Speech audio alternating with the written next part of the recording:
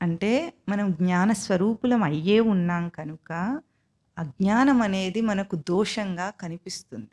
లేకపోతే అజ్ఞానానికి అజ్ఞానం దోషం అని తెలియదు. జ్ఞానానికి అజ్ఞానం దోషం అని తెలుస్తుంది. స్వచ్ఛతకు మరక ఉంటే కనిపిస్తుంది.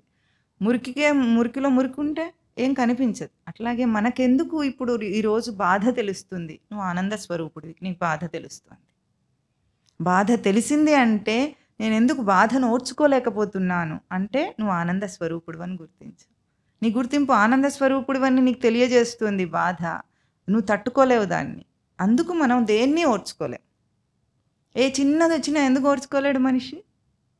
వాడి స్వరూపానికి వ్యతిరేకం కనుక. అది బాధ, కష్టం అనే గ్రహింపు విషయంలో బాధ లేదు, కష్టం లేదు. దాన్ని కష్టంగా గ్రహిస్తున్నాం కదా మనము. ఆ గ్రహింపు మన స్వభావానికి వ్యతిరేకం. అది నీ గ్రహింపు ఏమిటి? నిత్యము ఉనికి యొక్క ఆనందము సమృద్ధిని అనుభవించటమే నీ స్వభావం. ఆ స్వభావానికి వ్యతిరేకంగా మనిషి ఏం చేస్తాడు? దీన్ని పెట్టుకుంటాడు.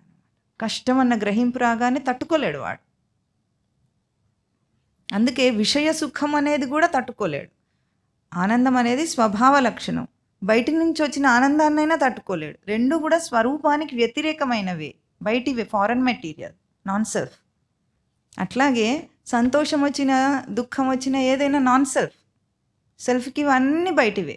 అందుకే మనం అన్నీ తీసేస్తుంటాం, ఎప్పటికప్పుడు తీసేసుకుంటాం, అన్నీ వదిలేసి హాయిగా ఉంటాం. అయితే స్వరూపం మీద గుర్తింపు లేని కారణంగా తోచదు మనకు. అప్పుడు వెళ్ళి దేన్నో కెలుకొస్తాడు, ఇది కావాలి అది కావాలి అంటుంటాడు. అది ఎప్పుడు పోవాలి మరి? ఈ ట్రాప్లోంచి ఎప్పుడు బయటపడతాడు వీడు అంటే ఎప్పుడైతే స్వరూప జ్ఞానం వస్తుందో మోహం పోతుంది. సూర్యుడు దేదీప్యమానంగా వెలిగినప్పుడు ఎట్లాగైతే మబ్బులు చెదిరిపోతాయో, చెదిరిపోతే సూర్యరశ్మి ఎట్లా రివీల్ అవుతుంది. ఇదివరకు కూడా సూర్యుడు ఉన్నాడు, ఇప్పుడు కూడా సూర్యుడు ఉన్నాడు.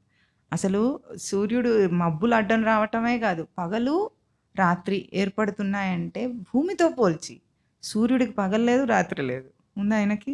మనం ఇక్కడ ఉన్నాం కాబట్టి మనం పగలంటాం, రాత్రి అంటాం, మన నాటకమే వేరు. కానీ సూర్యుడి వైపు అసలు ఏమీ జరగటం లేదు. భూమి తిరిగితే నాకెందుకు, దానికి చీకటైతే నాకెందుకు అన్నట్టున్నాడు ఆయన. అట్లాగే ఆత్మస్వరూపానికి ఇవేవీ లేవు.